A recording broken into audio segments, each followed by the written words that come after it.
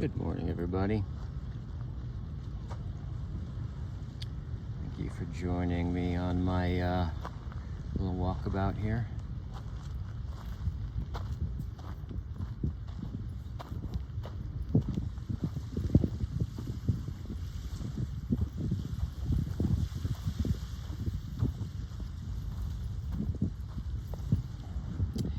So I'm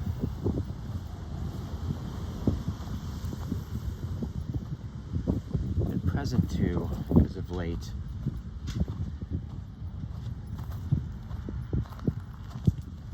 to what I want to say is something like the humility I think one experiences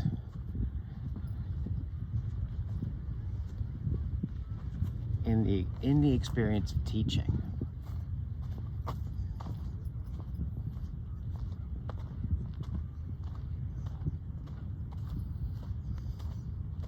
And what is it about it? Because I've noticed this about teaching, is that like when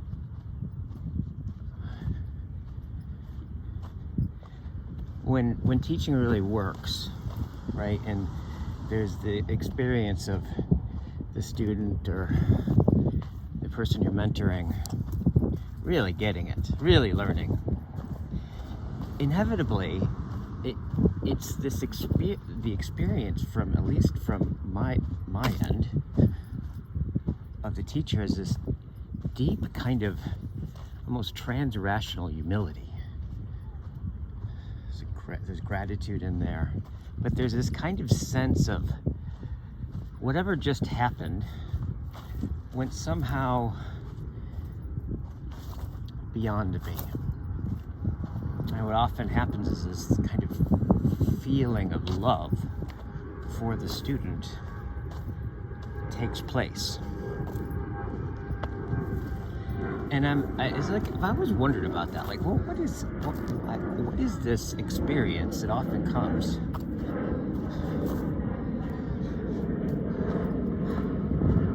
with humility and teaching and moments of deep insight?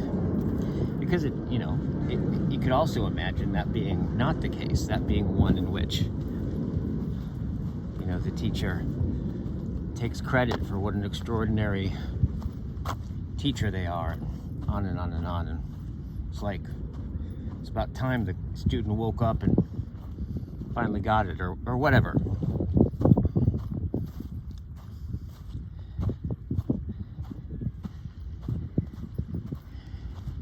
And I think it has something to do with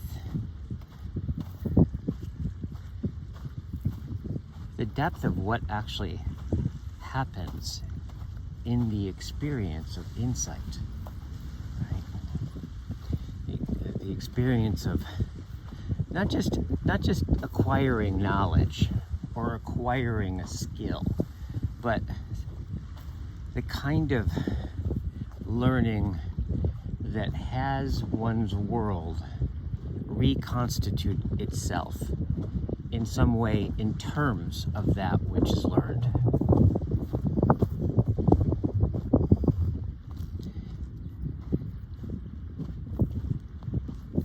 I think that maybe a way to get at this is to look at just the experience of how the world shows up for us, right?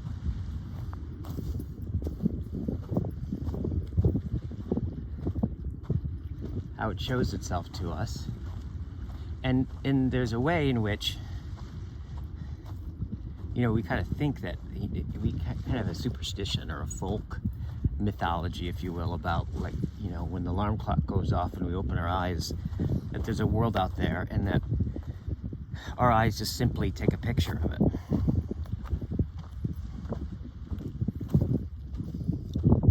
However, all you have to do is have a couple of people describe that very same moment, and their description is going to be very different, right?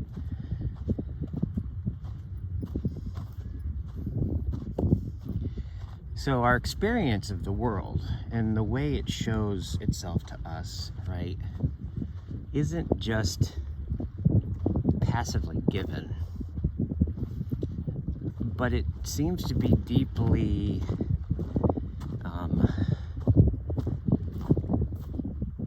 so we'll say co-constituted, if you will, with the way that we participate, the way our mind, body, nervous system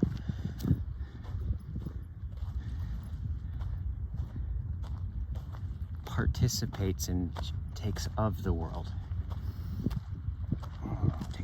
partakes of being, if you will. And in the way that works is what, you know, is it seems that whatever it is that I behold in front of me, right, in some sense stands out from a background, right?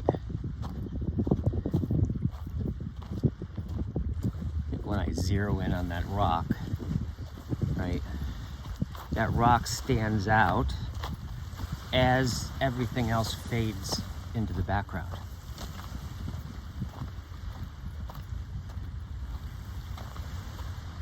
And part of what's in the background are the deep processes that are multi-layered, that go into what even has me focus on that particular rock in the first place, right, is all part of this background.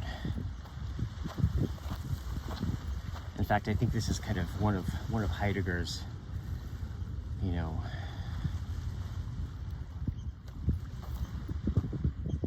contributions, if you will, is really showing or revealing this sense in which most of the heavy lifting in the showing of the world is precisely out of the very that which is withdrawn, this background, right? And so teaching, right, and learning and having insights have to do with this relationship, right? Where somehow the way I see has the world, or correlates with the world showing up in new ways. So insight, our deep insight, have to do with this structure of showing, right? This background, this foreground. And I think the humility, right, has something to do with this. It's like, so for example, if an example I often use in my courses is looking at the FedEx sign. And there's an arrow in the negative space in the FedEx sign. And, you know, oftentimes, you know, I'll play this little game where I'll ask people who's ever seen the arrow, and about half the people have and half the people haven't. And then we'll go through the process, you know, and I'll extend it out as long as I can to demonstrate what this experience is like, where at some point everyone in the room who didn't see that arrow sees it, and there's this experience of just whoa, you know, this kind of flashing experience, this kind of opening, reconfiguring experience. And part of the stepping back, or the little shock, right, has to do with not just seeing the arrow, but it has to do with what's also revealed in that experience, is that the arrow was concealed to you, right? And with FedEx sign, you've probably seen that sign, you know, a million times in your life. And so part of the insight is this disclosure of that somehow the arrow was there, yet didn't occur for you, didn't stand out for you, didn't show itself to you. And so I think a big part of what's disclosed, right, or unconcealed, is concealment itself. And this way that concealment is so prominent, right, we are. You know, but I think where the humility perhaps comes from is that for someone to see the arrow in the FedEx sign ultimately is not something in which a teacher can control. Like whether or not the student sees the arrow or not, ultimately there's something going on there that you can't give the student the experience of that insight. The best that you can do is point to it. You point in all these different ways with words. You can point it with your finger. You can draw an outline of it. But you can describe it. But the experience of getting it, right? In other words, you know there's an arrow, and you go from knowing there's an arrow to seeing the arrow, such that you'll see that arrow every time you look at it. And I think the humility has to do with that, is that the experience of insight, the experience of seeing, the experience of disclosing concealment as such, that relationship to that is very mysterious, and it's not like this. The teacher can't make you have that. The best that they can do is point it. And you also can't make yourself have it. The student can't make themselves have it. There's a certain kind of grace going on there.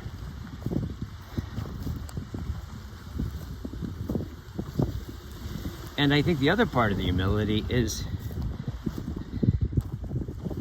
this way that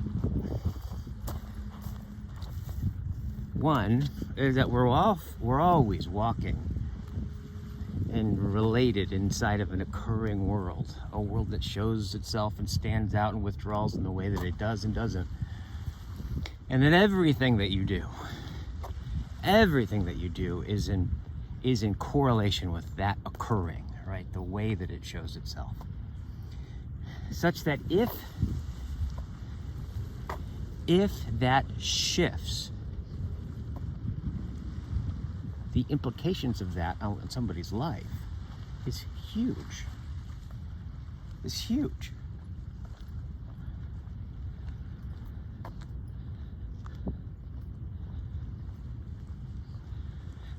That being the case, it's the one domain and dimension in which cannot be controlled. It cannot be, it can't be mined as a resource, right?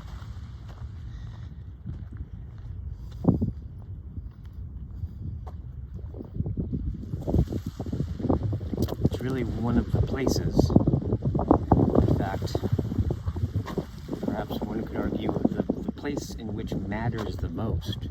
And it ultimately, we are in some sense, that's one thing that we can't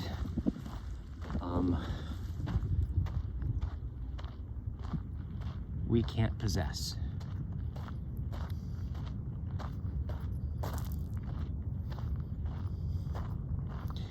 Thus, I think that's part of the experience of this deep humility that comes, this experience of humility that comes when the teacher gets to partake in that experience for which they have maybe a half a second notice, if that.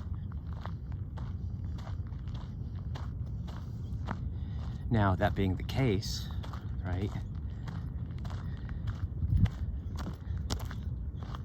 one can start to have those moments occur,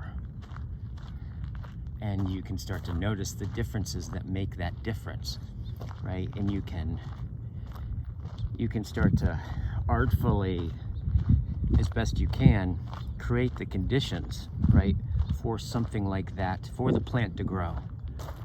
However, just like a gardener, you cannot make the plants grow. You can plant the seed, right? And there's a deep humility that goes all the way down there, and a deep, I want to say, truth about our status and relationship in the world that seems to me a true one.